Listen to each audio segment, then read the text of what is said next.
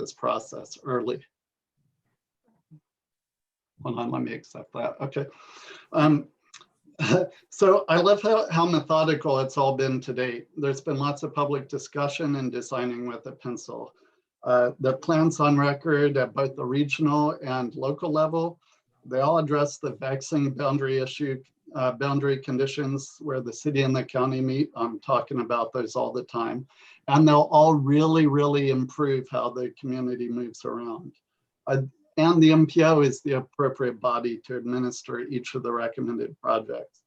All of the projects would also benefit from the multiple ways that the TJPDC can help with their expertise and knowledge and convening skills. PC strongly endorses the Ravana River Pedestrian Bridge. I've spoken many times about connecting the city, the county, multiple neighborhoods, at least 2, if not 3 of our top 10 private employers, enormous health and wellness benefits, and it'll be a keystone to a system of riverside greenways that'll be more than 10 miles long. It will be a game changer for the community. PC, Centera, Willow Tree, and many others are ready to assist in the community conversations to refine that project prior to submission and thereafter. Lots of good momentum and lots of people ready to help and have good conversations. Avon and Fifth Street are also crucial connections and could significantly change the way people move around the community as well. I've heard a lot about those areas, and if you look at my one community map, there's sort of a ring of fire of frustration that follows the city-county line. So you're really smart to be zeroing in on these areas. My only tiny dissent with the staff recommendation would be this, and this is someone who follows the city hall proceedings very closely, as well as the Board of Supervisors. And that is to say that the Fifth Street corridor project is going to be very, very well received. But I do think there are actually a lot of strong opinions about what ought to happen with the Fifth and Harris intersection. So if you're looking for a second project besides the Ravana Bridge to have this increased public engagement you've talked about, Fifth Street might be a good candidate for that. That's all, just a tiny comment, and thank you all for your great work. Thank you. Mr. Condor's hand is up, so go ahead, Mr. Condor. Hello. I sent you all an email with some additional information about the US 29 hydraulic road flyover proposal I provided, and there are a couple of points of that information that I would like to emphasize. The first choice of the hydraulic planning advisory panel to improve traffic flow on US 29 in the hydraulic road vicinity was to grade separate the intersections of US 29 with hydraulic and Angus roads. The design proposed, however, came with a cost well over $100 million, which was too expensive to be granted funding. Rather than seek a more cost-effective design for a flyover solution, however, that concept was abandoned, and the hydraulic planning and advisory panel was presented with the at-grade solution submitted for round 4 smart scale funding and the associated follow-on projects of a roundabout at the intersection of Hydraulic Road and District Avenue, and the eventual extension of Hydraulic Drive, Hillsdale Drive to US 250, with a combined cost of approximately $60 million and a negligible reduction of traffic congestion on US 29. Just because VDOT did not come up with a cost-effective flyover design doesn't mean that no such design exists. And that, in fact, is exactly what I have provided you, a flyover design that costs $50 million instead of $120 million. Finally, the design I'm proposing not only solves the traffic congestion problems on US 29 in the vicinity of Hydraulic Road, but by greatly reducing traffic volume on the at-grade portion of the roadway, it allows for grade level pedestrian crosswalks at the US 29 Hydraulic Road intersection. Consequently, I ask that you accept the US 29 Hydraulic Road flyover proposal I provided as one of the 2 prospective round 5 smart scale proposals to receive further analysis and public engagement. Thank you. I do not see any more hands, Councilman Payne. All right, then I will close public comment and now move on to the general administration.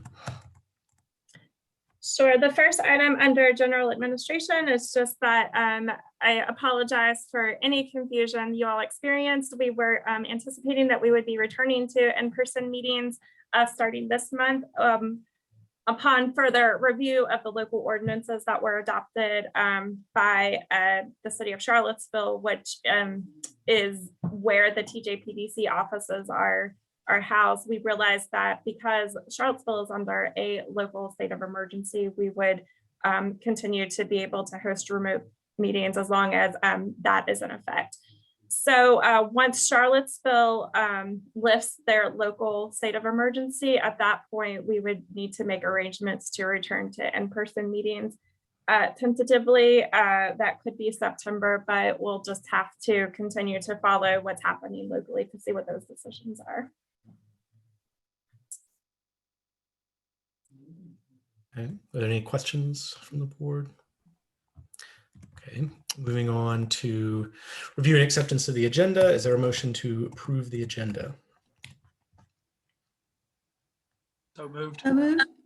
Second. All right, all those in favor? Aye. Aye. All those opposed? Motion passes. On to May I ask who made the motion, please? This is Gretchen. I believe Supervisor Galloway. Oh, thank you so much. And Mr. Payne, if I may, before going on to the approving of the minutes, I apologize for interrupting, but can I take a very quick minute to introduce Ian Baxter? He's a new planner here at the TJPDC. I know you can see it says his name in TJPDC, but he is going to be mostly working on our housing programs here, but will also be supporting some of the projects within the UPWP and through the MPO. So I just wanted you all to know his name with his face before we moved on through the agenda. Thank you. Welcome. And approval of the June 23rd, 2021 meeting minutes. Is there a motion to approve the minutes? Move to I se- approval. I'll Second. second. Whatever. If Between there are Ann no and I, we corrections. moved and seconded. Okay, so seconded by Councilor Snook. All those in favor? Aye. Aye. All those opposed? Motion passes. Moving on to the public hearing for the public participation plan. Sandy, do you want me to give the update first and then we'll have the hearing? Yes, go ahead.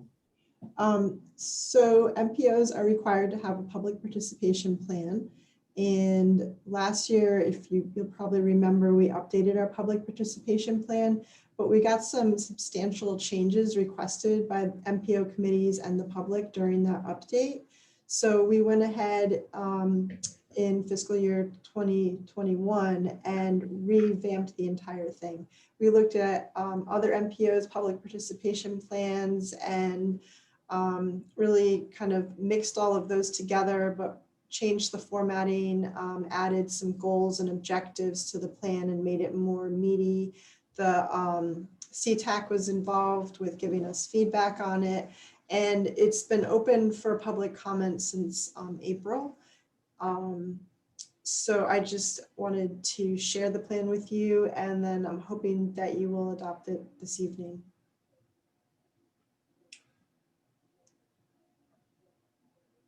Garland, you're on mute.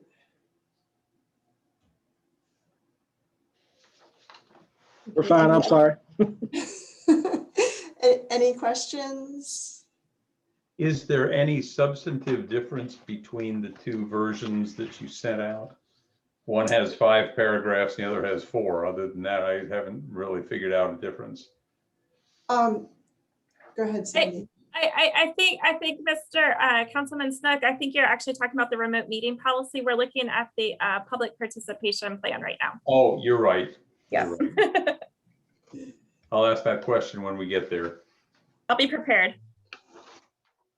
So yeah, there were very kind of big changes to the public participation plan. We changed the name to the Charlottesville Avmoral MPO engagement plan. I think with the last plan, from the public comments that we received, there was some confusion about what this plan was for.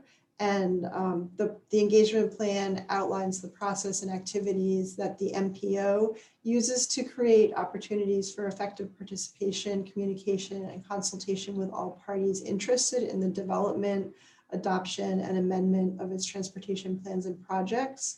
So we wanted to make that really clear of what the purpose of the plan was. And then, as I said, we added the goals and objectives section. And we added a table that kind of shows like each of the MPO documents that we have, like the long range transportation plan and the TIP, and how the public can be engaged with each one of those. We also had substantial descriptions of each of the MPOs, plans and projects that we work on, and how the public can be engaged with those.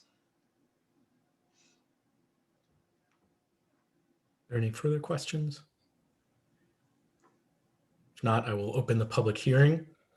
If anyone from the public would like to speak on this agenda item, you can raise your hand in the Zoom webinar and speak for up to 3 minutes.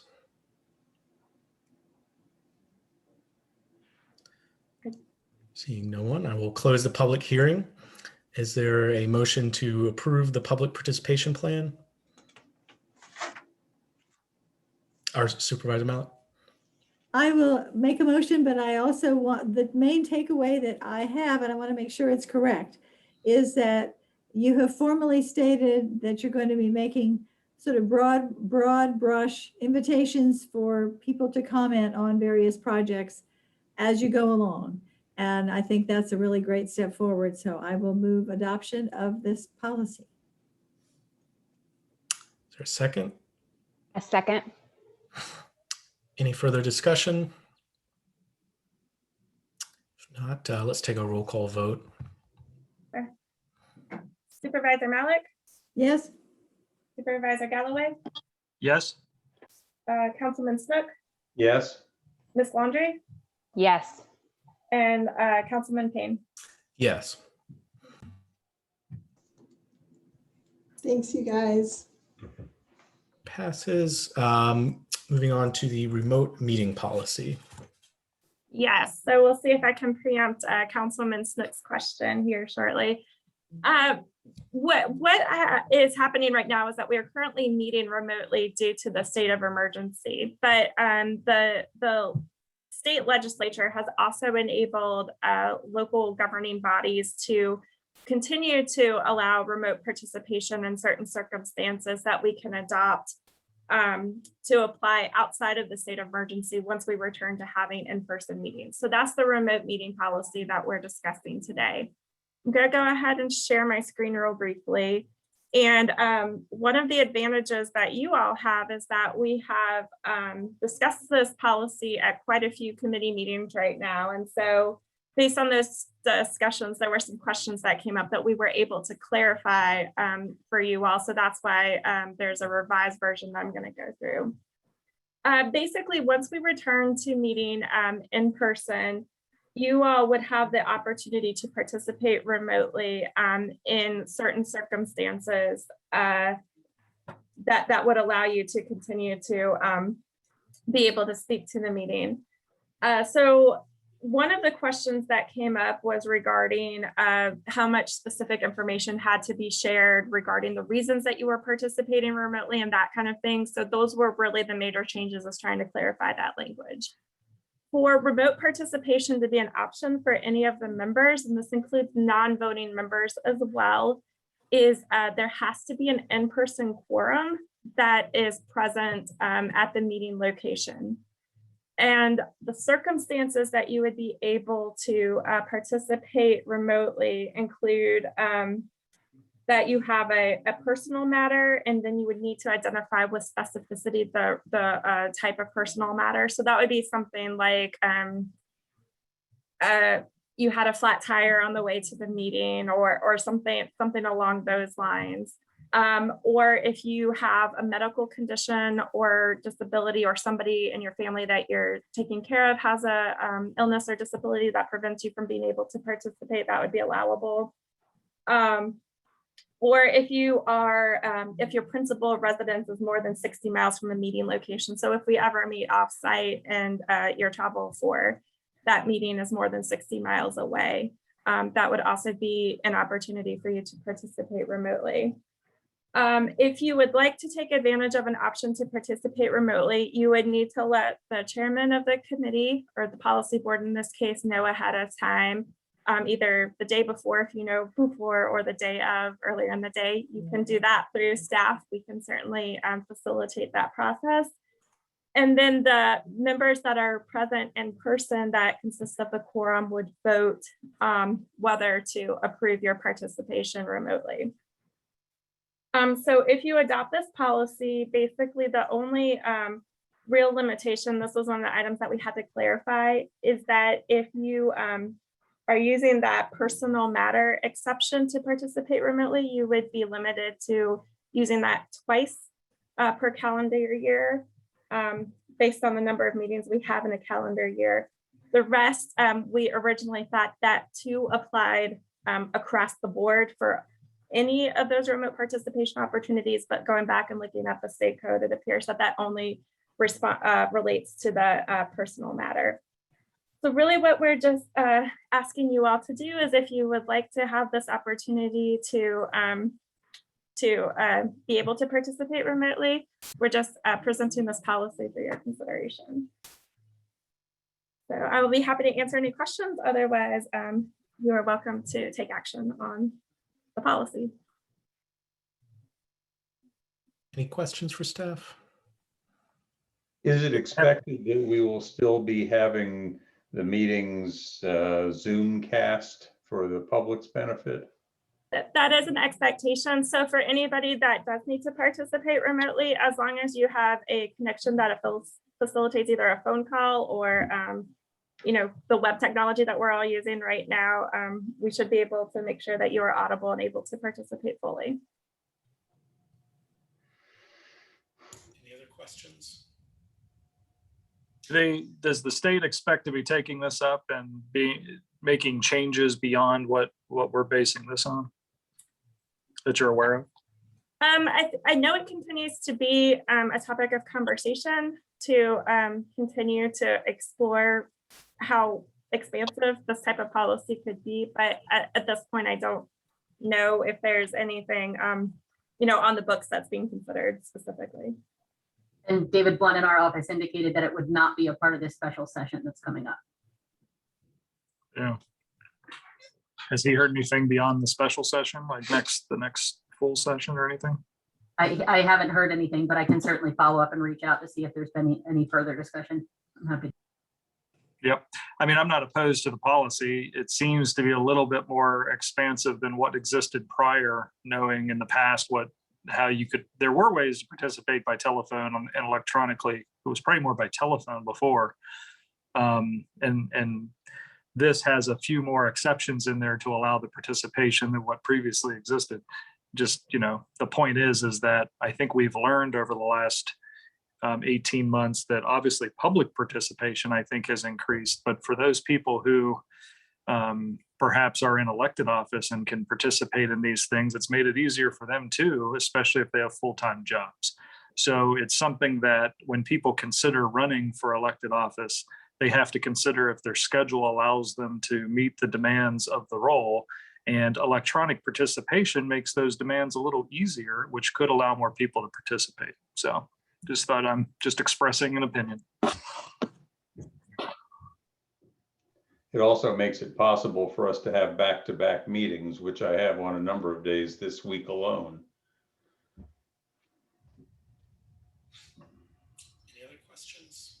All right, I have an email out to Mr. Blunt, and if I hear a response, I'll send it through Sandy to pass along to you all. Thank you. If there's no further questions, is there a motion to approve? So moved. Second? Any further discussion? Let's do a roll call vote. Sure. Supervisor Mallett, Yes. Supervisor Galloway, Yes. Councilman Snook, Yes. Ms. Laundrie, Yes. and Councilman Payne. Yes. Motion passes. Moving on to agenda item 6, the Smart Scale Round 5 project selection. All right, well, I'm going to go ahead and pull up. I'm going to share. All right. All right, so there we go. So just as a reminder, we've been working through this the Smart Scale process to identify the projects to be able to prepare and develop some public engagement opportunities early on in the application development and make sure that those are informing the applications that are developed. So as you'll recall, in our last meeting, we reviewed the complete list of projects that were going to be presented to you for consideration. So tonight, we're asking you to actually identify the priorities for the projects that you would like us to move forward. Sandy, excuse me, Sandy. I think you're in preview mode, so we're not fully seeing the slides. I think it's sharing my wrong screen. So let me try that again. Sorry to interrupt. No, thank you. You would think that we would have the technology down at this point. Is that better? Yes. Yes, great. All right. So again, tonight we're just asking you to select the actual projects that we would move forward and develop into the applications. So just as a reminder that when the staff, which included the MPO staff, as well as the city of Charlottesville and Avmoral County staff and VDOT, when we started meeting to really identify the opportunities for projects to move forward, we identified the goals that we used to create the slate of projects that we wanted you all to consider. So our goals were to submit projects for smart scale applications that would be competitive based on that cost benefit evaluation that occurs during smart scale, that have been vetted through a public process, that have demonstrated public support already, and that we're continuing to move projects forward through the pipeline that starts with our existing plans and studies. So that's where the slate of staff-generated projects came from. You'll recall that the projects that we identified by staff are shown with the red arrows, and then this US 29-250 flyover that's shown in blue was added later at the suggestion of a CTAC member. So the projects that staff started with were these two projects that are the last two remaining projects from the MPO area that are in our prioritized list of projects in the long-range transportation plan. So starting out with the District Avenue Roundabout and the Hillsdale Avenue extension, which were part of that hydraulic small area planning process. And then we had also identified these other three projects, which had just recently been studied in further detail. So that included the Ravana River Bike and Pedestrian Crossing, looking at the Avon Street corridor to identify some multimodal improvement opportunities, and also looking at moving some of the projects forward from the 5th Street corridor study that was recently completed. And then the US 29-250 flyover, again, was later suggested by CTAG. So we included that on the list for you all to consider as well. I'm just going to briefly go through each of these projects in a little bit more detail, just to give you an idea. So again, we wanted to really identify those criteria that we talked about as being used to evaluate it. The District Avenue Roundabout project was developed as part of the hydraulic small area plan. At that point, when it was added to the LRTP, the Long Range Transportation Plan in 2019, it was estimated at $8.4 million. So the actual costs that would be submitted for a smart scale application is going to be more than that, because this was developed a couple of years ago. We have to factor in things like contingencies and inflation, those kinds of things, but that's an estimate that we can at least use as a gauge. Again, it was recommended through the small area plan, And because there has been some engagement at this point, staff recommended that we maybe did not need a lot of engagement moving forward. However, when we talked about this project with the MPO technical committee, one of the members pointed out that the project likely would involve the loss of a duplex as part of the development of this project. And so if it moves forward, they recommended that there probably should at least be a greater level of outreach to reach out to the people that would be affected by the loss of that duplex. Right. The second project we talked about again is the other project that is left on the long range transportation plan as one of the prioritized projects, and that's the Hillsdale Avenue extension. So this is extending Hillsdale Avenue so that there's a connection all the way from Hydraulic down to 250. And then part of that project would also close these ramps between 250 and 29 and redirect those traffic movements through the local street network. That this was submitted in round 4 smart scale for the estimated project cost at that point was $34.3 million. The challenge with this one is, although there's a lot of support for it and it meets the other criteria, is that that $34 million price tag makes it unlikely to score competitively. So for that reason, staff felt like there were other projects that would probably be more competitive in smart scale. And the suggestion was maybe not to prioritize this project at this point, to let the MPO identify other projects that they may want to see moving forward that were likely to be more successful. But that if there's an opportunity as we get closer to that application deadline, that perhaps we use one of the Thomas Jefferson Planning District Commission's application slots to submit it at that point, if we just happen to have that opportunity and see what happens. The next project that we've been discussing is the Ravana River Bike and Pedestrian Crossing. So we completed a feasibility study last year that looked at some potential configurations and did some high-level cost analysis, and those cost estimates came back at between $11 and $15 million, depending on the configuration that's looked at that you use. Again, those costs are likely to inflate more as we move forward, just based on adding additional contingencies and inflation costs, as well as better finalizing the construction details for what would be applied for. This is recommended in several of our planning documents, including the long-range transportation plan as a vision project, in the Jefferson area bike and pedestrian plan, as well as in the Pantop small area master plan for Albemarle County. The two configurations that were shown in red here were what was developed out of the feasibility study that was developed through VDOT's consultants. And then this configuration in blue is an additional configuration that was suggested by a CTAC member. So if the policy board would like to move this project forward, this is the project that staff agreed needed quite a deal of additional support and engagement to move forward. Both because there is some concern that the cost estimate is going to be a little bit too high for the project to be competitive.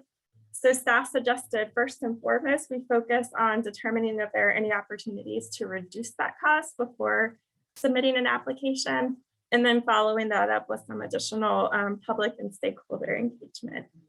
So this would be one of the projects that staff would recommend, is that higher level of involvement moving forward. We've also been looking at the Avon Street multimodal improvements, which have been identified as a priority for the city of Charlottesville, as well as Albemarle County.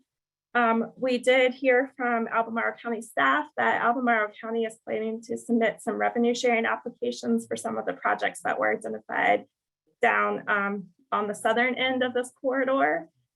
We started out looking at the entire rectangle in red. And after having some conversations with the local government staff, there's really this consensus that the greatest need is really between Druid Avenue in the city, making some extensions of the bicycle and pedestrian infrastructure south into Albemarle County. There's a bike lane at Druid Avenue that drops off at that point. So the idea would be to continue to find an opportunity to pick that bike infrastructure back up and eventually transition on-road improvements to a shared use path going into Avmoral. The staff really thought that ideally this infrastructure, this project would go down to the 5th Street station intersection down here, but there is concern about the overall cost of the project. So we can evaluate whether there's an opportunity to continue it that far south, but at a minimum, the idea would be to get the infrastructure down to the intersection at Avon Court, where there's a park and ride facility.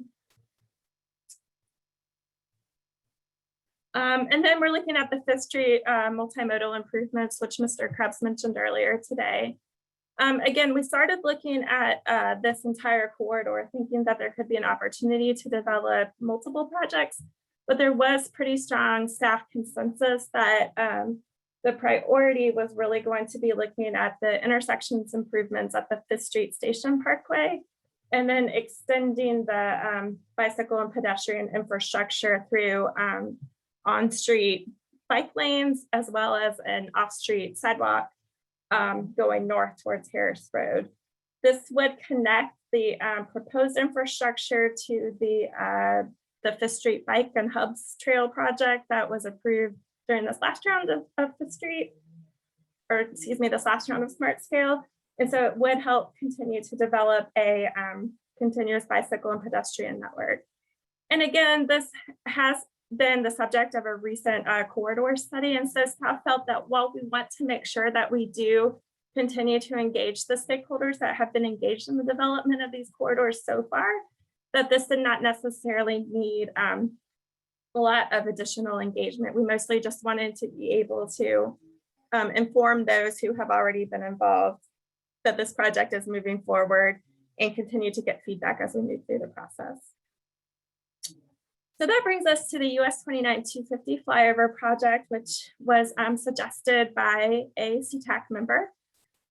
So basically, this is a grade separated ramp that starts over here on 250 west of the intersection with 29. So this would be the entrance and exit point onto 250. And then once a car gets onto this ramp, they would basically stay on this ramp going above the 29 intersection. And then they would either enter or exit at this point, depending on which way they were going. Up here, north on 29 near Seminole Court. The estimate was prepared by the CTAC member as well for $50 million. And this was not recommended to move forward for Smart Scale. First of all, it's not recommended in any of our public processes or planning efforts. It's not documented in any of our adopted plans. And also because of the cost, it's not likely to score competitively with Smart Scale.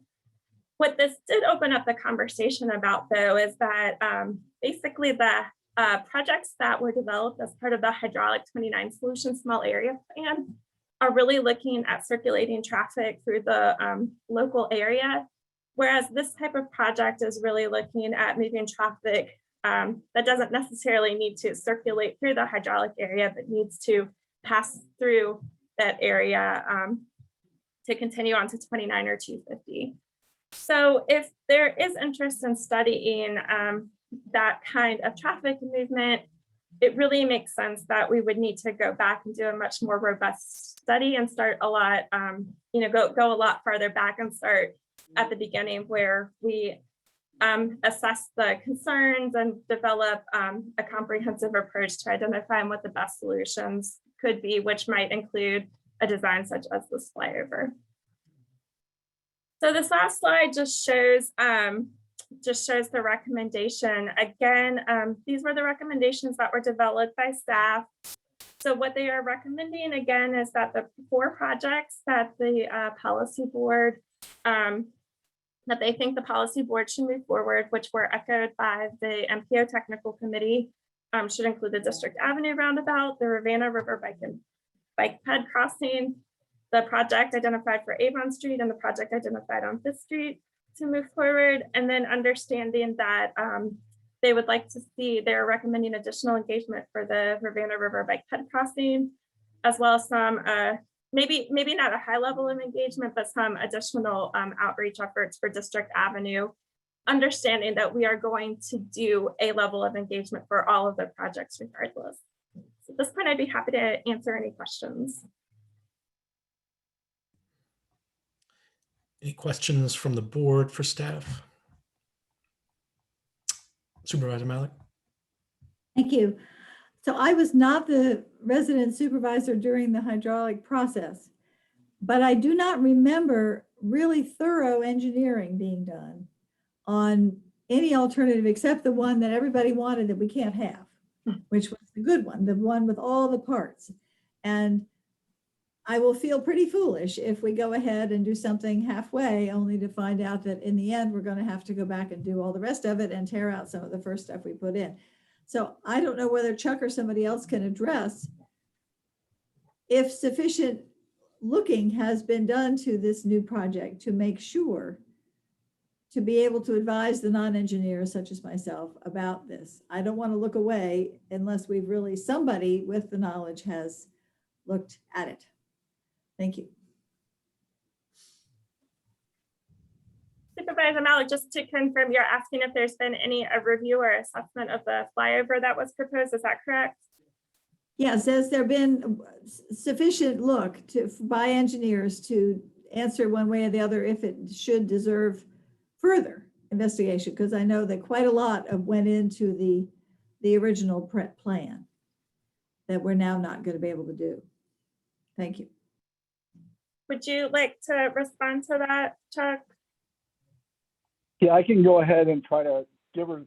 We did consider this, but two reasons. There wasn't a lot of public support for a flyover type of option, and I know it's been presented several times through various studies in the past without a lot of support from the jurisdictions as well as the public. We didn't spend a lot more time looking at it beyond that. It is a viable option that could be added to the corridor in the future if the locality wants to pursue it. So it's not something that the current projects will prohibit. It will actually probably enhance it, like Mr. Condor said at the beginning. But it's just a matter of going that extra effort to study it if it's needed, if we think it's needed at some point in time in the future. And that's normally we go through some sort of alternative analysis and look at different alternatives to see if it would work. And this just hasn't been through that process yet to see if this is the best option for that location. And that could be something that we could do as part of the long range plan update, which we're going to be having to do starting next spring. So that could be something that we look at as part of that conversation. All right. Thank you. Mr. To sort of follow on to that, again, like Supervisor Malik, I was not part of this process some years ago. I mean, I actually, the first time I looked at this was probably 35 years ago when I was on the Planning Commission in Charlottesville, but I assume that the state of knowledge has advanced somewhat since that time. I am concerned, number one, that I don't, obviously there's a lot of information that somebody has that I don't have.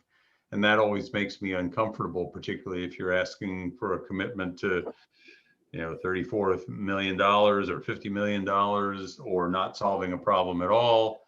And I'd like to have more information on that. If that's going to be coming when some further evaluation is done next spring, did I understand that? That there's going to be more development along this area? If that's what's going to happen, that's fine. But I really think this is the biggest problem that I know of for our traffic in this area. If you draw a 1 mile radius around the center of this, this is the biggest problem area that I'm conscious of. And I'm upset that we don't really have anything that we're proposing that seems to address that problem. Well, let me answer the question I think you're asking, and then you can tell me if you're asking a different question. Maybe you should answer the question that I should have asked if I understood the situation. Yeah, so first of all, I definitely sympathize with not being, part of the process of developing the recommendations that are moving forward. I think that's one of the challenges when we go through the planning studies, that our opportunities to actually receive funding for them are limited. So it does take a long time for these to come on board. So I think at some level, we're all kind of trusting the process to work, but there are those who have been involved with this early on that are on the call, like Chuck, Jeanette. I don't see Kevin as well, but they were involved with this process all along and are still informing these. The challenge that we're facing, though, is that a lot of the projects that would really resolve the issues that we're talking about are not projects that there's an available funding stream that we can realistically access right now.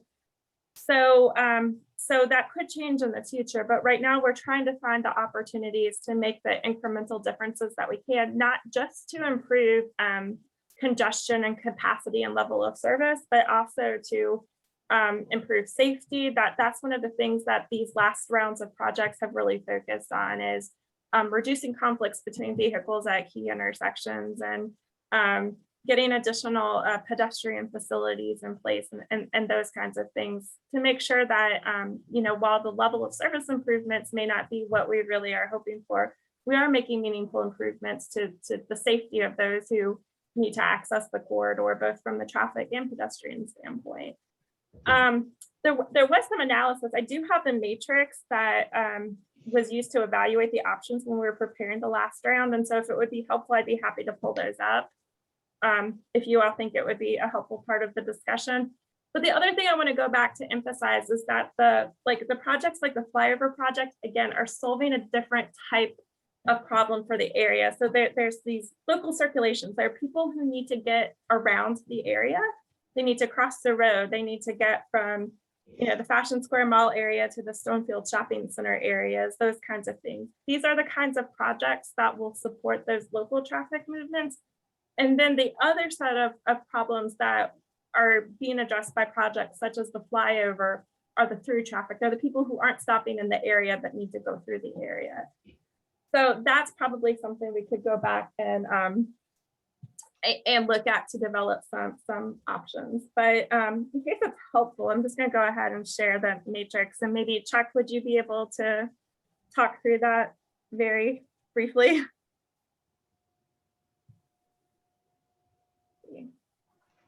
Sandy, while you're pulling that up, and Chuck, while you have a second to absorb this slide, since we're pulling it up without having put it in front of you beforehand, it might be helpful to hear, if this flyover is something that folks want more engineering studies on, want to get a better idea of the costs and what the feasibility and all that is, and that if that is something that we want to spend the time going back to, because it's been several years, even though it's come up several times over time, can one of you speak to the process of how that could occur moving forward? So perhaps it's not ready right now for this round of Smart Scale, but if we wanted to keep it as an option moving forward, what would that process be and how could people engage in that process? You can do this first. I'm throwing that question out there second, if it's helpful. I didn't mean to jump in. The long range planning process is what we're going to basically be kicking off in the spring at the MPO. And that process, we're going to be identifying, looking at the needs in the air region and identifying solutions to those needs. And that's going to be the place where we need to look at this as possibly an option to address a regional concern of traffic flowing through the area, just like the hydraulic or the Solutions 29 corridor study did, where it looked at the corridor and came up with some solutions for some of the problems on the corridor, but not necessarily all of them. So we'll probably have to come back and look at some other alternatives for the other locations that weren't necessarily addressed. And this could possibly be one of those.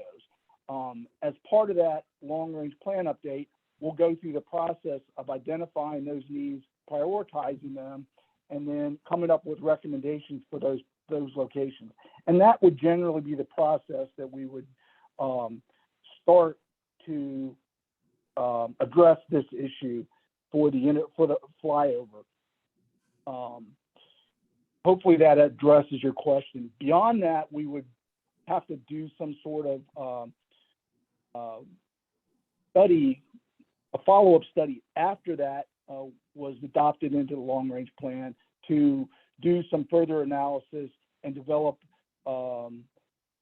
refine those concepts, and then develop cost estimates for submitting in a later round of smart scale. Hopefully that addresses the question. Regarding the spreadsheet, this was the matrix that we came up when we had looked at the last round of applications for the hydraulic 29, and we compared the various items going across. The biggest thing about the, like John Kohler said in the beginning, it does take traffic off of 29, but it doesn't necessarily do a lot of the other improvements to get people across 29. So those would still have to be evaluated and added to the solution. So what we actually are doing out there will provide some of those solutions. And then if you want to do some sort of grade separated flyover later, it would reduce the traffic and make those movements more efficient. The spreadsheet matrix that we're looking at here, it just provides the different options that we looked at and compare those different options over the different criteria that we use to score them based on the evaluation process that we had agreed to early on in the process.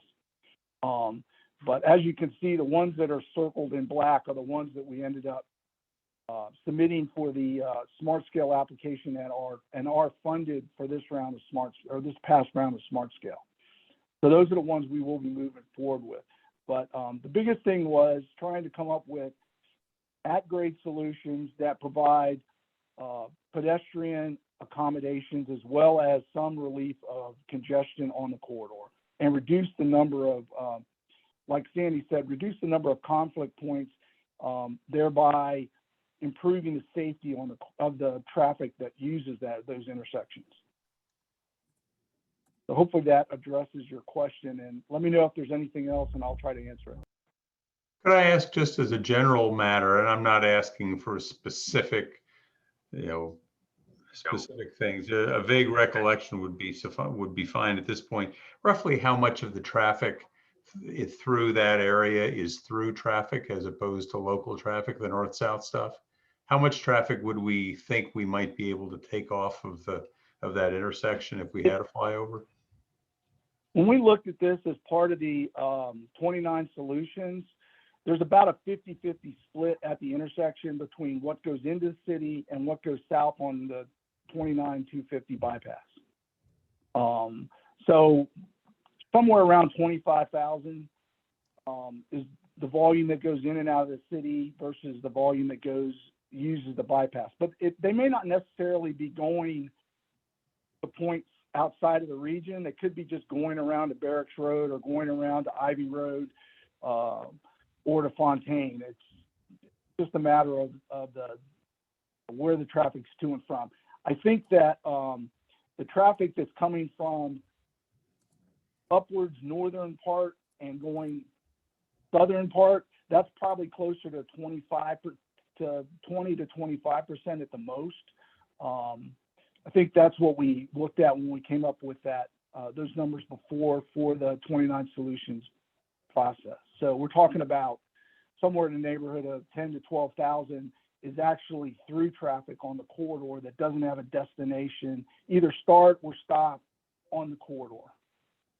Well, I mean, obviously what I really wanted to know is how many cars we think would go on a flyover that went, let's say, moving 29 moving south on 29 who would end up on the bypass westbound, or people who are on the bypass eastbound would end up on 29 north? Somewhere in the neighborhood of 20 to 22,000, probably. I don't know without looking at the numbers to see. So a little less than half is what I understand. Yeah, it's going to be less than half, because you're going to have people that are coming in hydraulic road that are going to go down and get on the bypass. Yeah. Okay. Mr. Williams has his hand up. Thank you. I was just, I wanted to actually switch areas of study for 1 second and just bring to everybody's attention that the Avon Street extension, the Avon study that you're contemplating, or the improvements for Avon Street extended, there will be hopefully in September bi-directional transit service that goes to 5th Street Station, but also goes and connects to high school. And there has also been a request for transit to make sure we have access to the regional jail. Pedestrian improvements there. It's not going to be a problem for us to drop people off in front of the regional jail, but they're getting home, they're going to have to cross the street. So potentially looking at some improvements, to safety improvements for pedestrians to cross the street to catch the CAT bus. It's going to be, at some point in time, we're going to need to really revisit that to make sure we are doing everything we can to keep them safe. So I just wanted to put that on. So if it's possible to look at the multimodal improvements, if we can kind of look at it as like a phase 1 and phase 2, I believe that the area that you selected is totally appropriate at this point. But the phase 2 would be from that extension, probably at least connecting the jail for head improvements in the kind of the long range plan. Thanks. Any other questions from the board? Mr. Chair, go ahead, Mr. Snook, I'll let you finish your round out. Well, okay. The only other question I had was $15 million for a bridge, for a pedestrian bridge apparently from nowhere to nowhere. Explain that to me.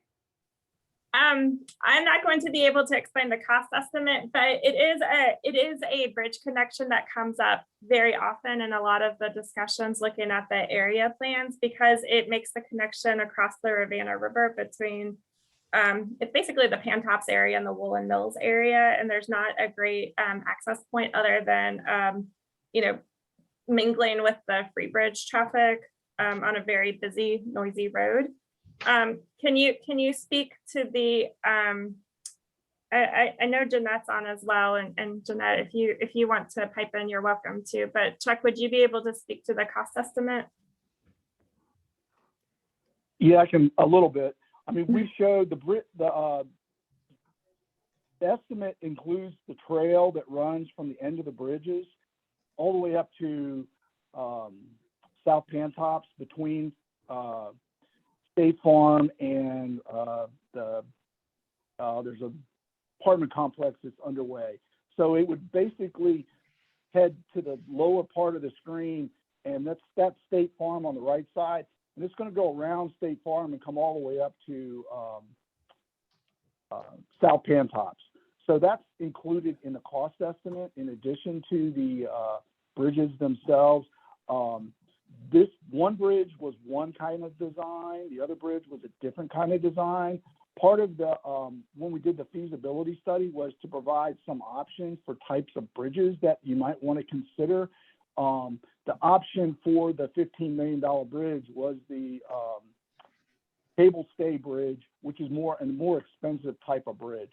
So we could go with a less expensive bridge and bring the cost down. There was a project that was just awarded up in Northern Virginia, just to give you an idea. It didn't go across the river, but it went across 495, the Beltway. And it was awarded, and it was in the neighborhood of $9 million. So I think we could come up with something that's going to be less expensive, but like I said, it includes a long section of trail too. And that's part of what we'll do when we do this additional study, is we'll look at what type of bridges do you want to see in this area? Because there are a lot of historic things in this area that we might want to make sure we get some blend in with type of facility instead of just a normal truss bridge or something like that. So those are some of the things we want to probably consider when we're looking at this further. But we will look at that and we will come up with some cost estimates based on the public engagement process moving forward. And then Supervisor Galloway. Yeah, I'll just stay there on that. I'm sorry, Chuck. I followed all of that, but the trail concept, you're saying it goes when you're on the Avmoral side of the river there and it cuts over. Where? How much trail? It goes sort of southward around State Farm and goes between State Farm and there's adjacent development. I don't remember the name of it. It's apartment complex that's been approved and it's under construction. But it's going to go up the area between those two all the way to a trailhead at South Pantops. Gotcha. And it's going to be built to ADA standards all the way. So we're going to look at accommodating that all modes on that bridge for both ADA, bicycles, and pedestrians. Got it. I mean, that particular, I also I appreciate Councilman Snook asking that question because it was a similar question I had about the expense. So is there a way to get, you said there's different types of bridges. I'm not a bridge person and saying the names of them is not going to help me. Is there a place we could go to view those that you could send out to us perhaps to get our heads wrapped we have around? some options we have options that were included with the study. And I know that we had some options that were included in the bike ped bridge that we had across 29 as part of the hydraulic 29. So we have some photos of different types of bridges that we could consider for this crossing. But I mean, part of it is going to be, okay, we've got a bunch of different options. What does the group of the localities and the public want to see out there as this preferred solution? And that's really going to dictate the cost of the project. Right. I mean, the access for the folks coming from the Pantops area to be able to have access other than by vehicle, by driving a car, is something that we've heard quite a bit from. That's there's a lot of work to be done on Pantops to help make that happen to even get to this point. But other things are falling into place for that. And Chuck, you might be able to help me with this. The Hillsdale Roundabout. I mean, I remember we talk about the incremental improvements. Can you just review what the upsides separate from the other elements were? So just looking at that Hillsdale Drive roundabout project itself, the positives of that for the localized piece that you were talking about, the flyover or the grade separated interchange solves the through issue. But what does that help us do again, that roundabout? And then there was also mentioned that that there was a loss of something if that goes in, and I didn't catch the word. I didn't hear what that loss was. Sorry. Yeah, you're referring to the District Avenue roundabout, I think. It's a duplex. There are some duplexes right here, so it would be the loss of one of those duplexes. Duplexes, you said duplex. I was like, I could have swore you said jukebox. I was like, what? Well, that might not be too much of a loss, but yeah, the duplex is important though. Like, I didn't know there was one out there. All right. But if you could, this with the pedestrian or with the not the pedestrian with the crossing that would go over 29 helps navigate people from this section through and then obviously keeps traffic moving versus stopping, which then carries over into the hydraulic 29 intersection. Could you just speak to some of the other advantages as to why this was what was the option at this particular intersection? This was one of the options when we were doing the grade separation. This was one of the options that we were looking at. Sorry, my dogs are barking in the background. to try to accommodate the U-turn movement at the hydraulic intersection. It will still provide that alternative because we are looking at to eliminate those left turns. So you could go through the roundabout, come back and make the right turn to go southbound on 29 from the east side of hydraulic, or east side of hydraulic from the east. The other thing is it provides better accommodation for the traffic at this intersection. I know this is the main quadrant roadway that runs through the Stonefield development and comes out at 29. So it will address that traffic. The downside to it is it's going to impact some of those properties in the city. And that's why I think we need to spend a little bit more time with public outreach, so that we're going to have to make sure that we coordinate that with those folks. The other thing is the corner parcel on the northwest quadrant has been is under development. They have an approved site plan and they're building there. So we're going to have to really shift the roundabout around a little bit to actually make it fit. And those are things that we're going to have to work through moving forward with this project. Supervisor Mallett? Thank you. So I asked Kevin about this right of way for this roundabout last time, and he said that the applicant had saved the area there. So I hope that that's actually going to be sufficient. That would be great not to have to do that.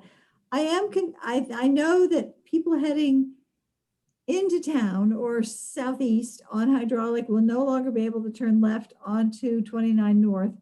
And is it expected that most of those people will then go around this roundabout and go into Stonefield and come out at the light by the post office?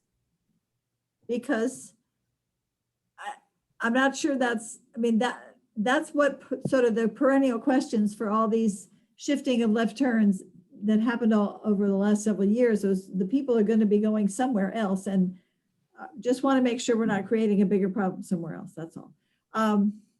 And I'm very reassured by that we're going to look into the next flyover thing at the LRTP in the spring, because and would someone official please put that on the list so we do not forget.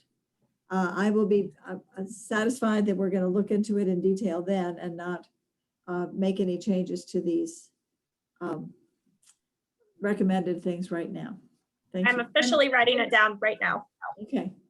Oh, and the other question to please write down so we don't forget when we come back to talk about the planning for the pedestrian bridge. I think the reason the trail probably is so astronomically expensive is because of the elevation change from the river to the height of land at South Pantops Drive. So are there other options for the ADA entering the trail further to the north, perhaps, that would help not have so many switchbacks, et cetera? So someone who knows more about trail design can look at that. Thank you very much. Yeah, I don't think we had any switchbacks identified for that trail. And so I think it was a pretty much straight shot up that grade. In the original feasibility study, there's some diagrams that show a lot of the more detail on that, so that we can provide you that later if you guys want to see that, as well as those pictures of different bridge options. Regarding the roundabout, when we were looking at that, removing those left-hand turns on hydraulic, there's several ways that you can make those maneuvers because of the network. Commonwealth Drive is a parallel road to 29. They could go up District Avenue. They don't have to. They could go through the intersection and turn and go up Hillsdale. So there's a lot of different options to make that same maneuver. Okay. Come back to 29 that you can do. Thank you. And that's why it wasn't as much of a problem, because it's just finding a new way to do that same trip. And because you have a good, robust network at this location that allows you to make those maneuvers. And I had a couple questions, comments, one on the roundabout of just whether it's known whether that duplex is currently occupied and whether it's rented or owner occupied. And just exactly what that outreach will be, I know, on paper, it can seem a small thing, but if it is occupied, depending on their circumstances, that can be a pretty extremely disruptive life impact that they may not be able to adjust to in terms of finding another place to live, similar circumstances or area. I do not know the answer to that, but I will also mention that transportation program funding takes a long time to come on board. So basically we would have 6 years to coordinate with them for that, to facilitate that movement. But I do not know the answer to that at this time. Okay. Hey, Sandy, yeah, I can follow up with that. When we okay. did the 29, the hydraulic 29 project, we had a lot of outreach efforts with the Meadows neighborhood, and that's that neighborhood. So we would probably reach out to them again to get them at the table for not only those properties on that quadrant, but the neighborhood itself, because I can't remember the neighborhood, Cedar Drive, or I think it's the road that runs into that neighborhood. We probably need to reach out to them to make sure what we're providing is going to be what they're going to want to see for a connection as part of the design of that roundabout moving forward. Jeanette, you want to weigh in on that? Sure. So I just looked on our assessment website. It appears that it is owned and it's rented out. That could be wrong, but the mailing address of the tax assessment is not the same as the property, which is what leads me to that. If we do need to acquire the duplex, if it's owner occupied, of course they get compensation, but they also get replacement housing. If there's tenants in there as well, they are also compensated. They're given moving costs. They're given the amount, like if they can't find another rental of comparable standards and it's much higher, they get a replacement cost, I believe, for up to 3 years of that price difference. So there are numerous things that are done that help ease it. It's still incredibly disruptive, but financially they might be better off. Just throwing it out there. Okay. And then the other more just comments, I would echo what was said during public comment by Mr. Krebs. I'm not sure, how extensive it needs to be or what it would look like, but I know in the city, we've certainly I've heard some feedback about that Harris Road intersection and, that 5th Street corridor beyond the scope of that particular project, but even just that particular intersection is definitely something which has been of a lot of community interest. And then just, with the pedestrian bridge, now that State Farm is not going to occupy that building, just curious, whatever comes of that site in the future, how that may impact the importance of this project longer term, whatever that turns out to be as a consideration. But those are the only comments I had. Is there any other questions from the board? I guess I will just throw out that for all the staff going to Martha Jefferson Hospital who live in the city, they have been asking for this crossing since 2000. That's how long it's been in the list that I know of anyway. Thank you. For sure. If there are no further questions, is there a motion to approve the Smart Scale Round 5 project selection that staff has recommended? So moved. Is there a second? Second. Any further discussion? Mr. Chair, I do want to say to support what Supervisor Malik said, and the flyover option or the grade separated interchange, that through piece, as that's reevaluated for the long range plan, that's a very important piece, but it should be all options at that point to help solve the problem that it's attempting to solve. So I just want to make sure that I'm on the record endorsing that as well. And I just have a question. If we're approving this right now, what is the next step? My recollection is I heard something an hour ago saying that we were sort of getting a jump on the process by doing something now as opposed to later. I'm just wondering what are we foregoing by taking the vote now as opposed to later. Well, what this allows us to do now is to really invest the time and resources into developing well-vetted applications so that when the projects come to you all as a governing body for Avmoral and Charlottesville, that there's already public support. The public understands the project, there's already public support, and they've been a part of developing the application into what, you know, the final submission is going to be. So the next step would be to basically start refining the projects. Again, I think the only thing that you're really foregoing at this point is that we just don't have the resources to necessarily study everything that's potentially of interest. So what we're saying right now is these are the ones that we're pretty confident we want to move forward with.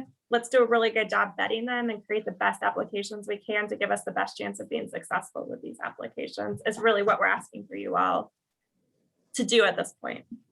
So District Avenue Roundabout, the Ravana River Bike Ped Crossing, Avon Street and 5th Street. Yeah.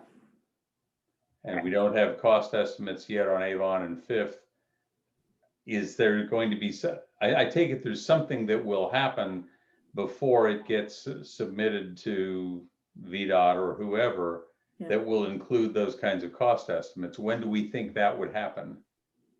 The Avon or the 5th Street corridor, I think we can give a pretty good estimate that we know that intersection improvements were estimated at $2.8 million.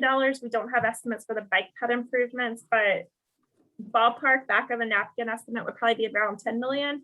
That would be developed once we start putting the actual like application together to look at how far that those bicycle networks are going to go and looking at what those costs are. So we would come back to you all to ask for a resolution of support prior to submitting pre-application and would be able to review all of that information with you all at that point. I'm looking at the table 2 smart scale project selection and application development schedule. It says July 2021 that we will make recommendations for up to 2 projects that would be selected for additional public engagement. And we're recommending 4. Am I misreading this? Yeah, you're recommending the 4 projects that we are going to move forward for application. Of those 4, 2 of those can be identified for additional engagement or technical support. So the 2 that are identified, that staff has identified for that additional engagement and technical support out of those 4 are the Ravana River Bike Ped Crossing and the District Avenue Roundabout. Okay. I think it's important to note there will be engagement on all 4 projects that we're moving forward. We're dedicating resources to do much more robust on up to 2 of those. And the 2 that there were, I guess I'm just confused by the language in table 2, which seems to be inconsistent with the recommendation for 4 projects. Yeah, the recommendation, hold on, I'm pulling it up right now.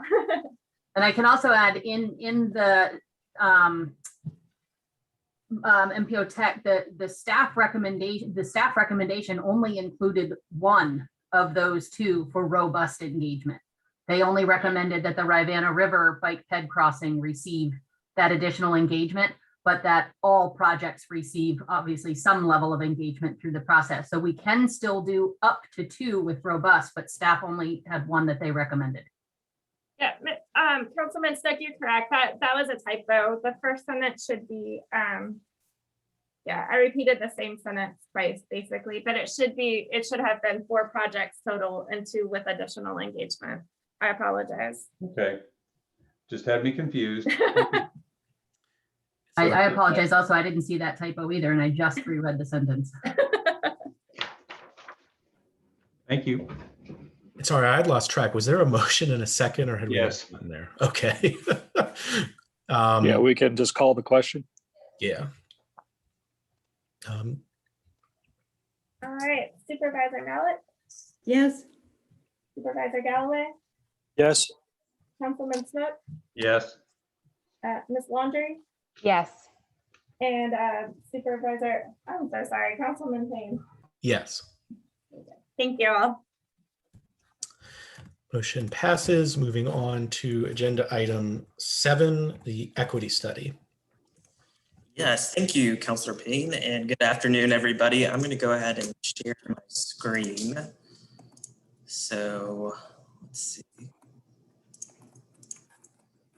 I just get a thumbs up that people can see a presentation. Perfect. So yeah, I'm just here to kind of give a brief overview about the transportation equity study work that's ongoing. Just kind of wanted to again go over defining what equity within the transportation planning process looks like, how the MPO has traditionally approached equity in the past, go over just some high-level data that we're collecting to kind of start building into that analysis, and then discuss next steps. So when we're talking about equity in transportation planning, we're wanting to make sure that the transportation system supports multimodal options that are affordable, efficient, sustainable, and also safe. We want to ensure that quality transportation services are accessible to everyone, that the transportation decision-making process is one that is inclusive and reduces barriers to participation. And then finally, making sure that we're looking at this holistically. We all understand that transportation decisions do not happen in a bubble. So, having that inclusion of affordable housing, sustainability, resiliency, all of those different factors within kind of that decision-making matrix. So traditionally, equity has been kind of within the realm of the Title VI in the Environmental Justice Plan, which is the guiding document for the MPO for inclusionary planning. That is a federally mandated planning document. It looks specifically at Title VI populations, which would be those that are minorities, low income, elderly, disabled, and then limited English proficiency communities. And the goal of that plan is to mitigate adverse impacts to any of those communities, whether that's through the planning process or through transportation and projects and improvements themselves. So most of the data within that plan is aggregated. It's looking at kind of just spatially where those populations exist within the MPO. So examples from the most recent update, we look here on the left with this map looking at the percent of minorities within census block groups, and then to the right, those that fall below the poverty line. So while that's certainly one way of looking at it, I think with this equity study, we have the ability to go further and really push kind of our approach to equity in a much more thoughtful way.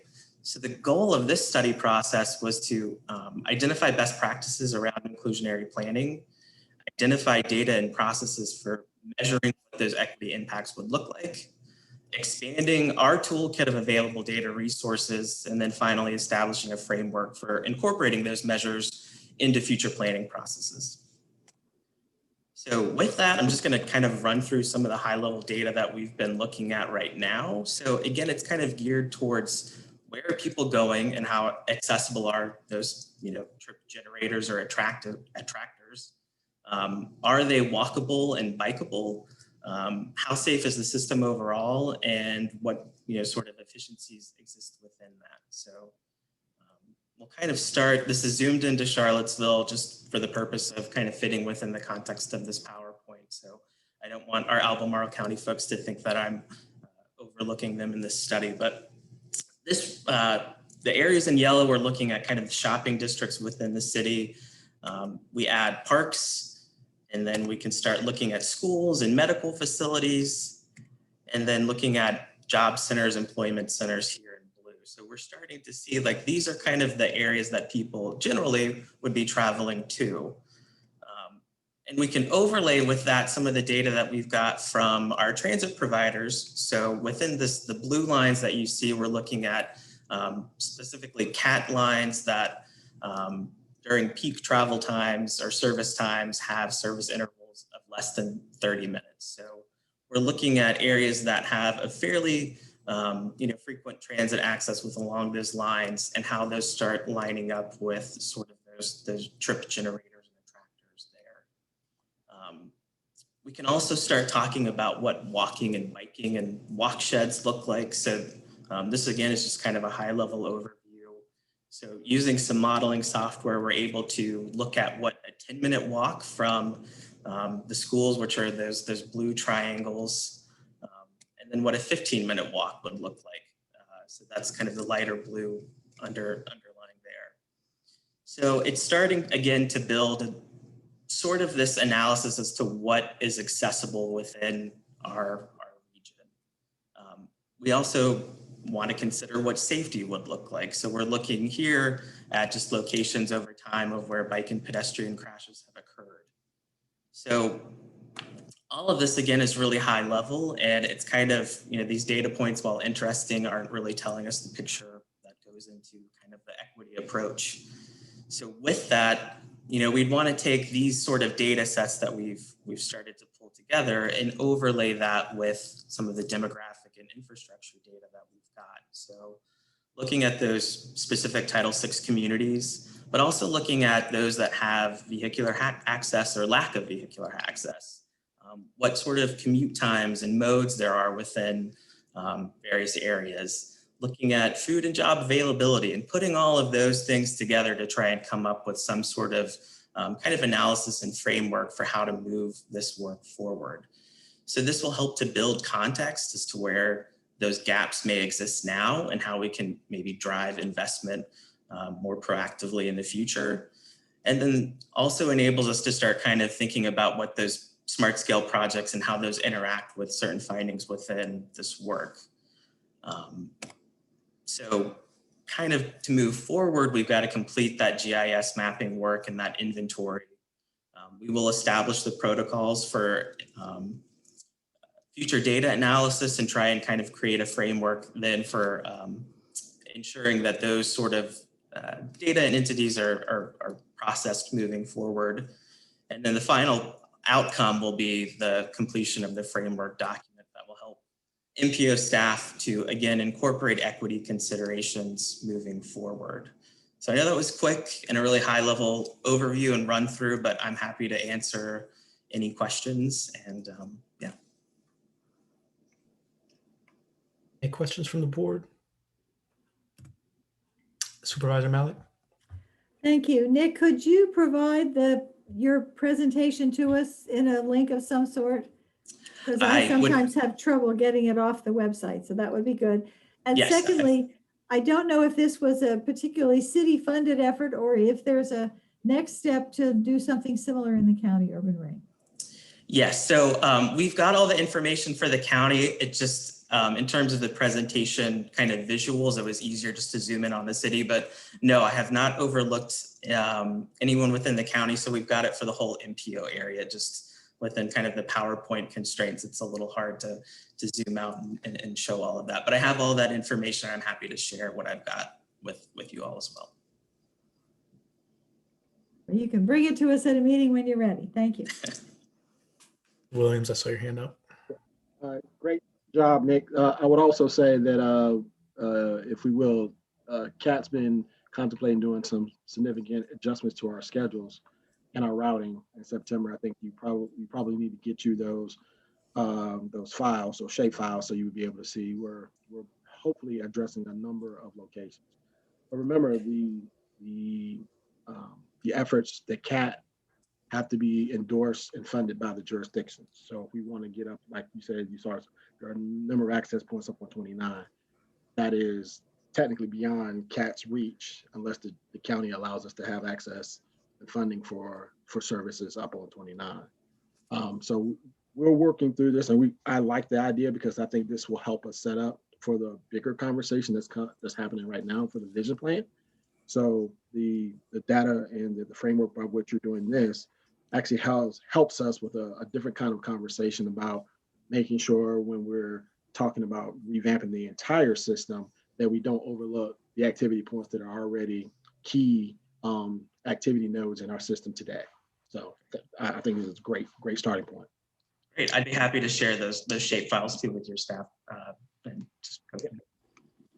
Oh, I think it's important to share it with the AECOM and that team. Supervisor Galloway. Yeah, thank you. Just to follow up on Mr. Williams' points, and when you expand out into the county, does this cover things on your overlays like future development or potential undeveloped properties. I guess the idea being like we have a couple of them in the urban ring that maybe sit on transit lines now, but they don't service as regularly as some other transit lines, where you could start to see those as hot spots where if they were fully developed out to, 300-400 units, et cetera, that this tool could help us understand what could be a gap that doesn't exist yet so that you get in front of it. It's a long way of asking that question, but I'll let you take a swing at it. Yeah, I think the short answer is no, we haven't considered that yet, but I think it's a great point. And it would be interesting, if we had some of those land use information in terms of projects that are coming online to be able to kind of, have, future hotspots or future service points that we could, certainly incorporate. So I think that's highly doable and would be, pretty useful and beneficial information just to have visually. Well, that's great. Stuff like that could be very, very useful for when you're especially considering not just the land use applications, but then other strategic planning as well. Like Mr. Williams was talking about the different access points along 29. I mean, where you think of where Loaves and Fishes is located versus where some of the demographic populations in the different housing areas where they are at versus the shopping centers versus the employment centers. There's a lot of complicated overlays out there. I could see a tool like this helping us kind of conceptualize or figure out how to get the solutions to folks. But good stuff. I can just come on the back of Supervisor Galloway. I think I agree with 100% of everything he just said. But I would also want to point out that equity is also in the transit world can also be measured in accessibility, and that is a direct correlation to frequency. So just because we connect an area and we're saying we're connecting it with 60-minute service, that may not be sufficient if we're really trying to entice folks to use the service. 30-minute service is kind of almost the bare minimum if you're really trying to build a ridership. I know that it becomes expensive, but when you get into the 15-minute model, it becomes a tool for us to prevent or allow folks to basically park their cars and use transit on a daily basis. So I would just keep in mind as we're continuing to develop this plan that frequency is a major key component for the access. Yeah, I definitely agree. My dogs are barking now. I think also the tool could help, whether fixed route is the solution. When you get in and start looking at the complexities of it, you might go, well, yeah, a fixed route could run through there, but is that really is that the answer? It may need that on-demand kind of concept to go in and help us start to figure out that as well. And then at least then you're making informed or better decisions perhaps with your dollars that are going to transit. So, yep, appreciate your point. Any other questions from the board?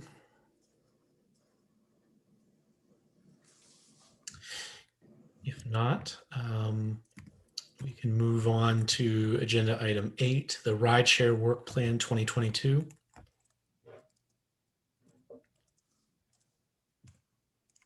Yes, thank you guys. Give me just 1 second to get my screen up and shared.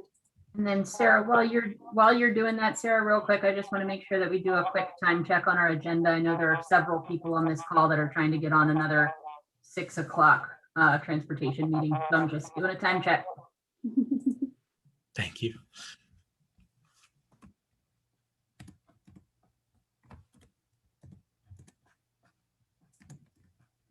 All right, so just wanted to update everyone very briefly on the upcoming activities that we have for Rideshare. So many of you are familiar, we are on the DRPT grant cycle where we apply for funding for operation of the program every year in February.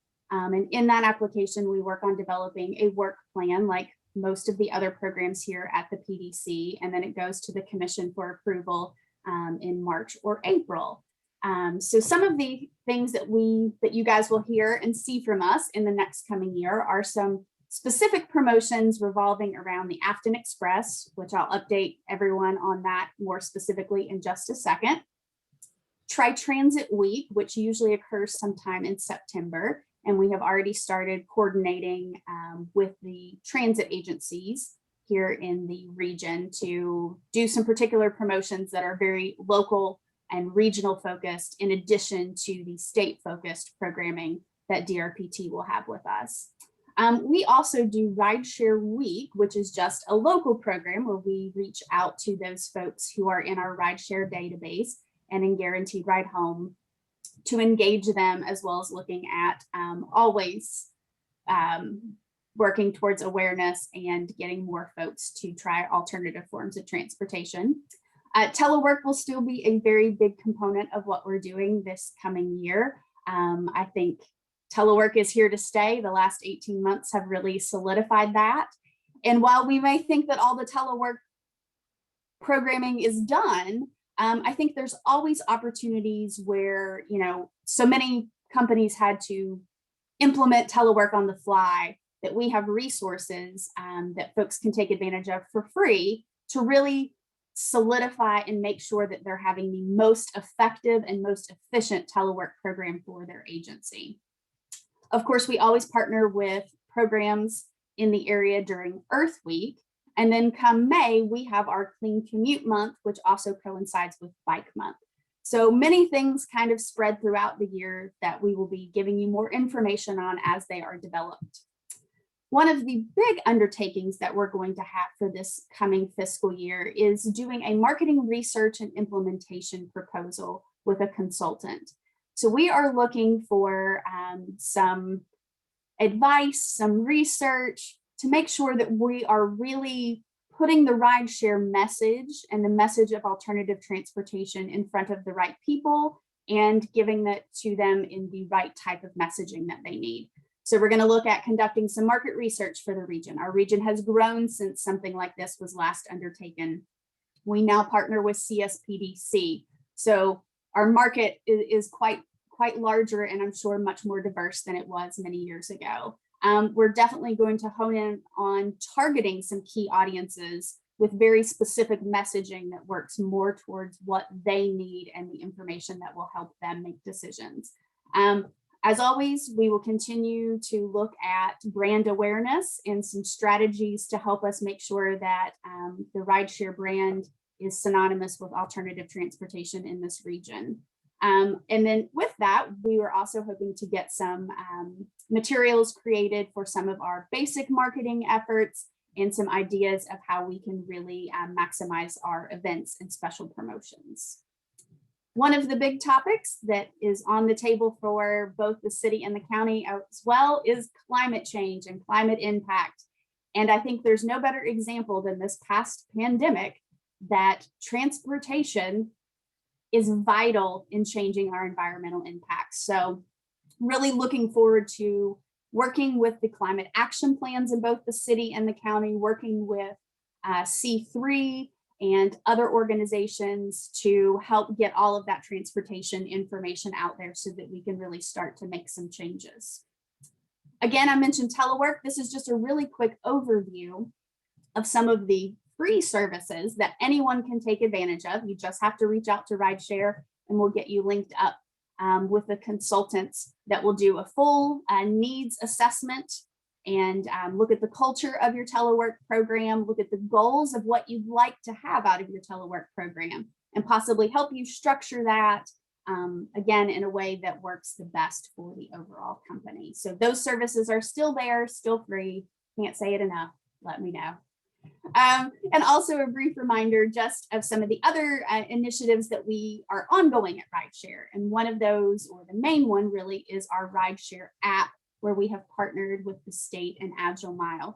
This app lets folks not only trip plan, search for carpool and vanpool matches, as well as transit routes, but once folks have found an alternative form of transportation, if they will log those trips into the system, they earn points throughout the way that they can then cash in for different rewards, whether it's coupons, monthly drawings that we have.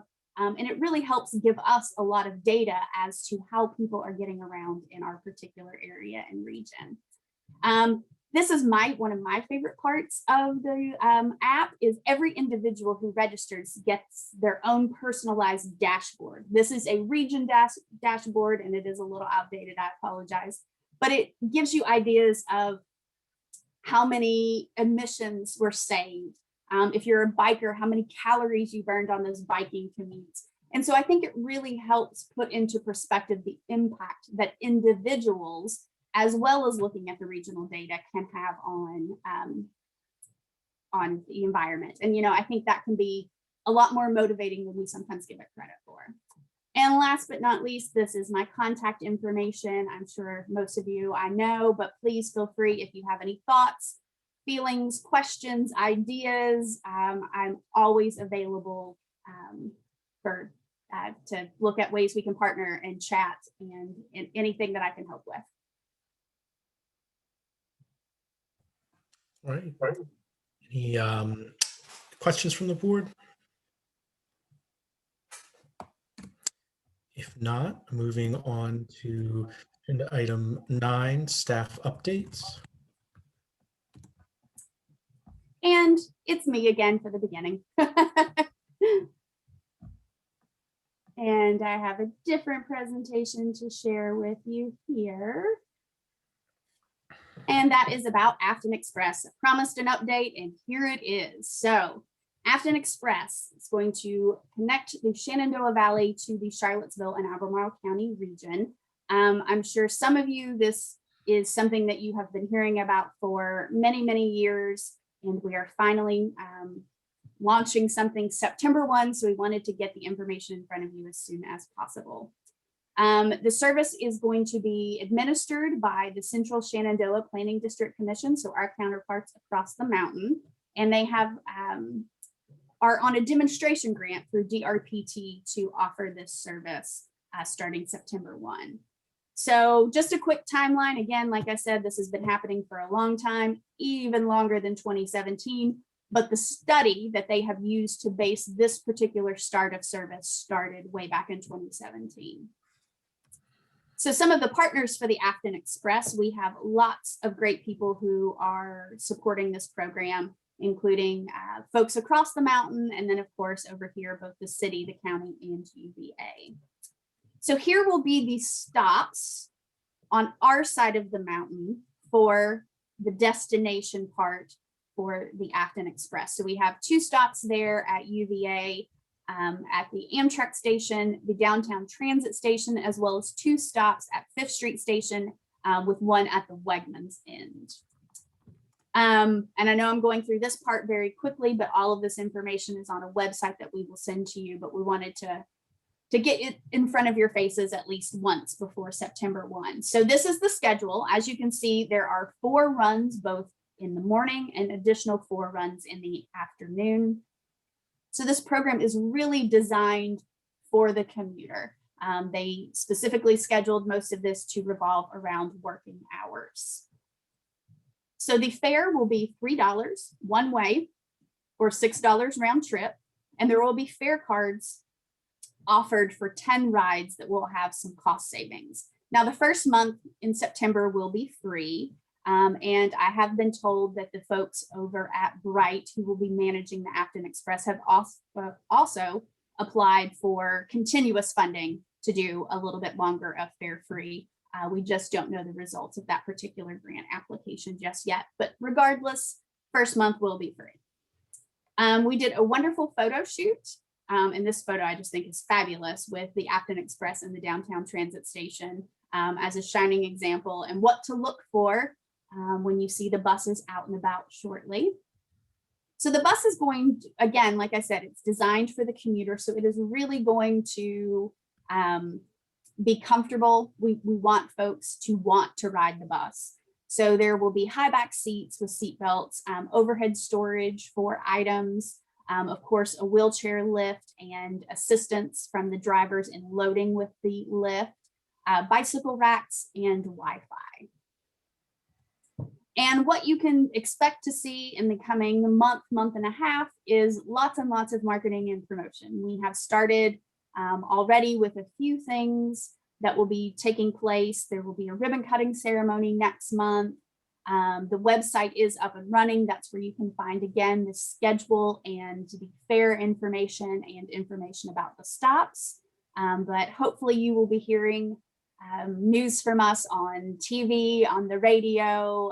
We're going to do some outreach to the park and ride lots. So hopefully anywhere and everywhere we can get the word out about this. And again, there is the website. They are also on Twitter and Facebook for more information there. And I am available for any questions. Any questions? No questions, but thank you for both reports. You are most welcome. Yes, Anne. Thank you.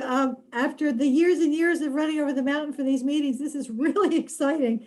And as soon as we get the park and ride lot built in Crozet, then people will be able to pile on there as well and get off. So it's going to be terrific. Thank you very much. You are 100% correct, Anne. This has been well over a decade and something in the making. And they do have every intention that if and when the when that Crozet park and ride lot gets built, that potentially roping that into part of that service as well. So yeah, we're all very excited. That's great. If there aren't any more questions, on to the next staff update. That's me. Thanks, everybody. I want to update you on the 29 North study. I presented back in the spring on this study. It's the corridor study from the airport road to a little past Ruckersville. We're working with VDOT and their consultants.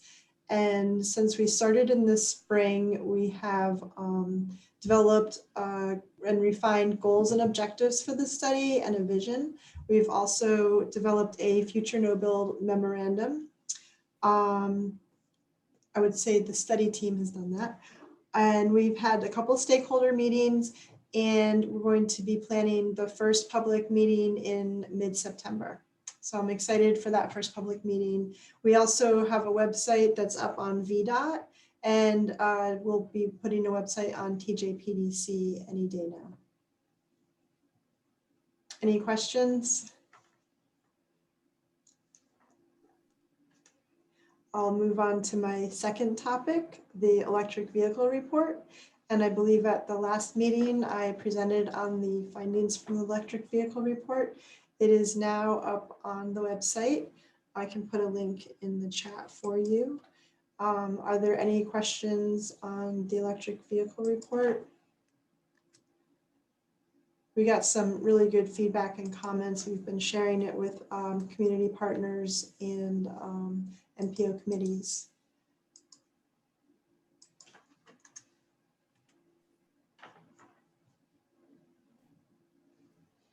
Thank you. If there are any questions, I guess the next staff update.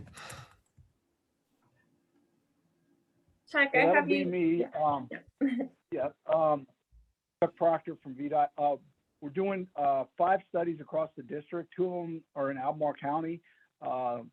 This is a new program that the OIP has instituted to develop recommendations on some of the tier 1 need locations across the district and across the state. We're going to have our kickoff meetings for the 2 studies that we have. One of them is the Pantops corridor on 250, and the other one is out at Shadwell, where the 22-250 intersection is. Those are the 2 locations we're going to be studying moving forward. And like I said, the kickoff meetings will be next Wednesday for those projects. So more to come next meeting. I'll give you a hint about what we talked about at the meetings coming up that we're having next week. Thank you. Any questions?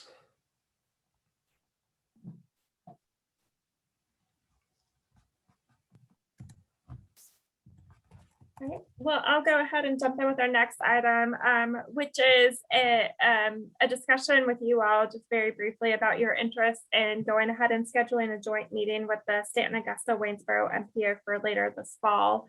As Supervisor Malik and Supervisor Galloway know well, I don't think either Councilman Payne or Councilman Stuckey had the opportunity to do this.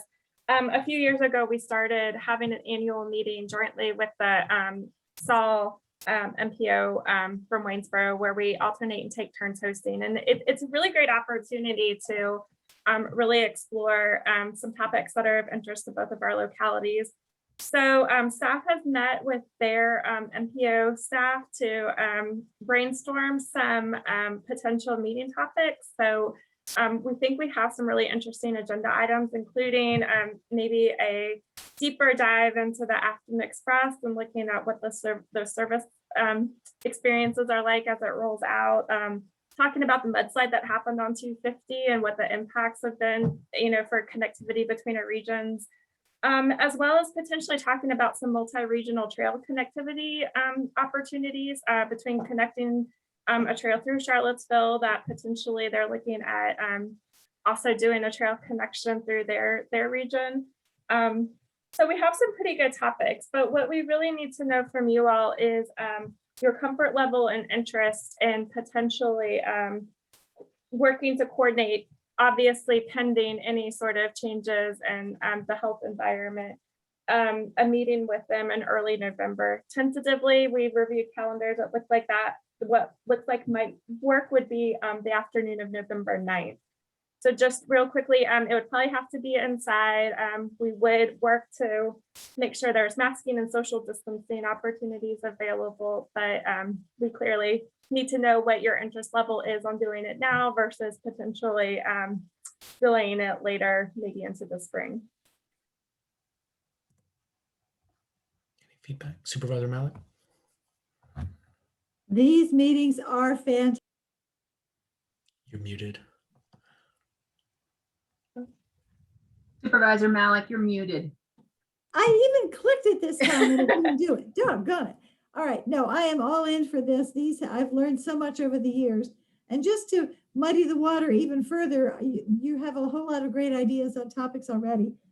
The multi-regional trail idea, perhaps you can add as a sub under there that the tunnel, Blue Ridge Tunnel, is now open and it is a perfect connection between east and west of the mountain and has trail efforts on both sides, and might be Veritas is a great place to have a meeting. They have a huge room.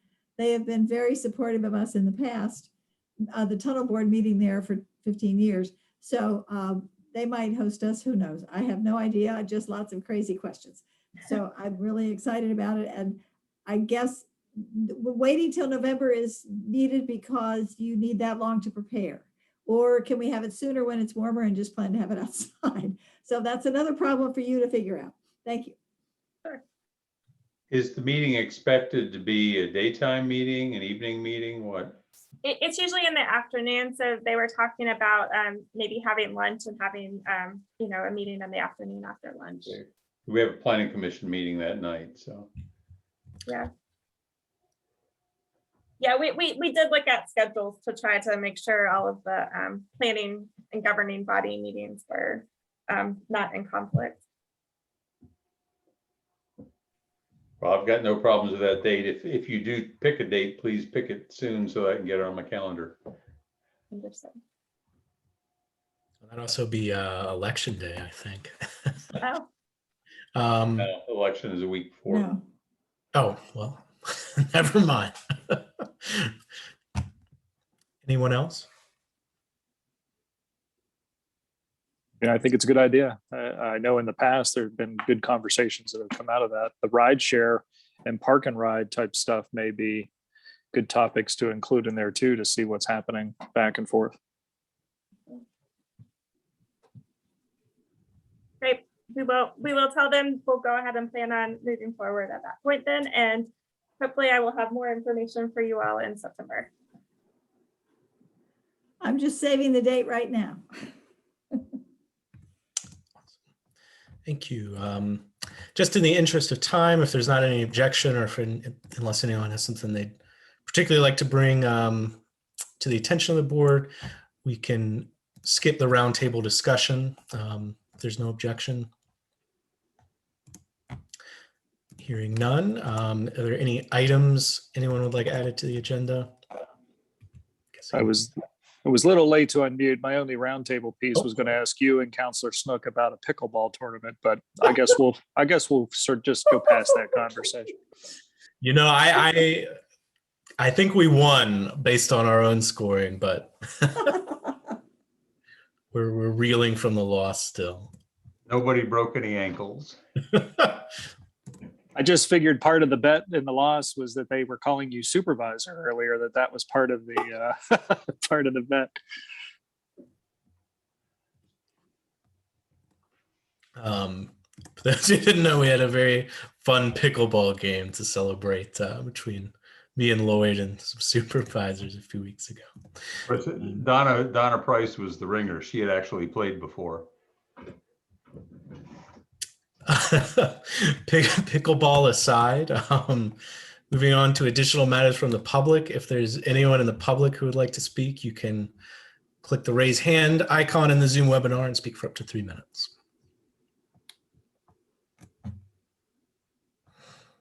Seeing no one, I will close public comment and adjourn the meeting. Thank you all. Thank you all. Have a good night. Thank you, everybody. This was great. Thank you. Good night, everyone.